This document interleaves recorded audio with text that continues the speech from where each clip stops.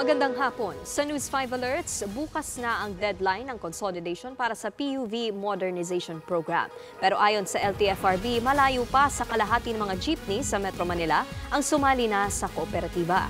Sa tala ng LTFRB, 33.21% o halos 14,000 jeep pa lang ang sumunod sa prosesong itinakda ng gobyerno. Mas mataas ito kaysa sa 26% consolidation rate nitong Nobyembre, pero malayong-malayo pa sa target ng gobyerno.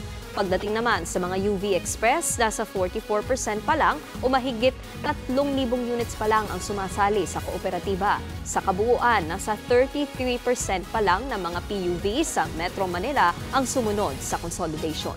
Nauna nang sinabi ng LTFRB na mawawala ng prangkisa ang mga hindi aabot sa deadline ng gobyerno. Pero magbibigay sila ng special permit para sa ilang ruta hanggang sa katapusan ng Enero. Nagsagawa naman ng last-minute inspection ng PNP para tiyakin ang seguridad bago ang pagsalubong ng bagong taon. Kaninang umaga mismong si NCRPO Chief Major General Jose Melencio Nartates ang nag-inspeksyon sa mga pampublikong lugar. Sumakay pa siya ng mga linya ng tren bago nag-ikot sa ilang kilalang pasyalan. Ayon sa PNP, kapansin-pansin na mas kakaunti ang mga tao sa Metro Manila. Pero nananatiling bantay sarado ng mga pulis ang mga lansangan lalo pat bukas na ang salubong. Wala pa naman silang namomonitor na banta sa Metro Manila sa ngayon. Para sa iba pang mga balita, pumunta lang sa news5.com.ph, pati na rin sa News5 Facebook, YouTube, TikTok at X social media pages. Ako po si Nikki de Guzman at narito naman ang mga balita sa Frontline Pilipinas Weekend mamaya.